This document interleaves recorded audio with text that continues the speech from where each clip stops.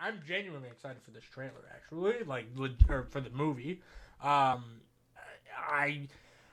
obviously a lot of people are talking about Fantastic Four being a big competitor. I don't see Fantastic Four as being the competitor. I see Jurassic Park being the competitor, and the reason for that is the Fantastic Four is going to be seen point blank period regardless. The Fantastic Four is one of the most popular ish superhero teams, right?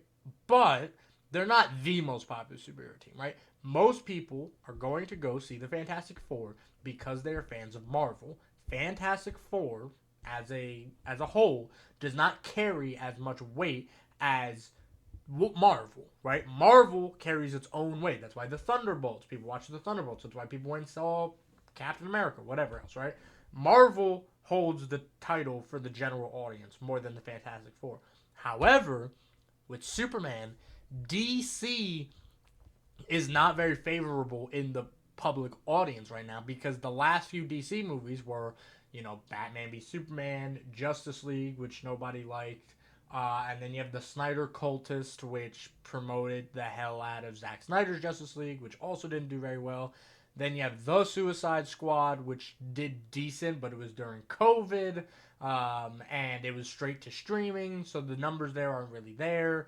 So DC is not very favorable in the public eye right now.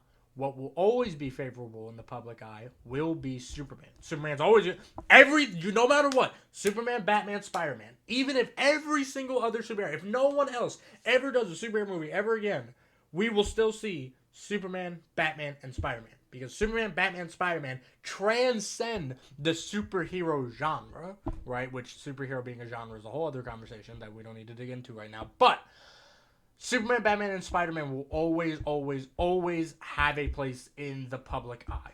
That's never going to change. And so Superman as a character holds more weight than Marvel and the Fantastic Four. However, because it's DC, DC is dragging that a lot. And the other contender for the big blockbuster this year is going to be Jurassic Park with Scarlett Johansson and that other guy. Now, a lot of people might be, oh, Jurassic Park, that's not even the same ballpark. You gotta remember families, right? Dinosaurs are cool, right? Similar to Superman, Batman, Spider-Man. Dinosaurs are cool, right? That's why they make a billion Transformer movies.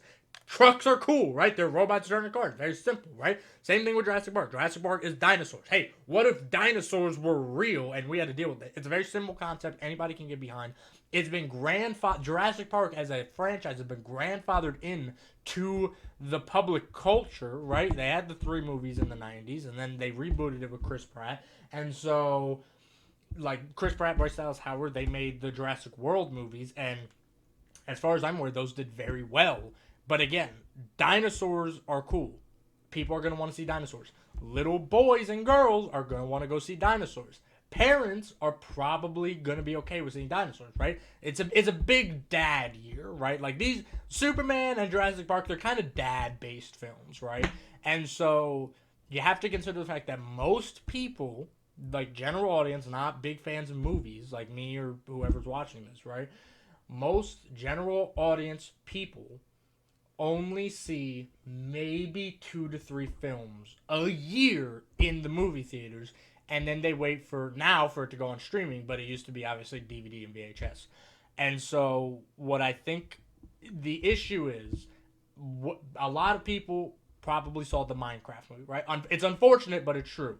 A lot of people took their small children to see the Minecraft movie because Chicken Jockey, right? That was like a bit, right? So families are going to go see that movie, right? Which means they probably got 1 or 2 movies a year or for the rest of the year, right?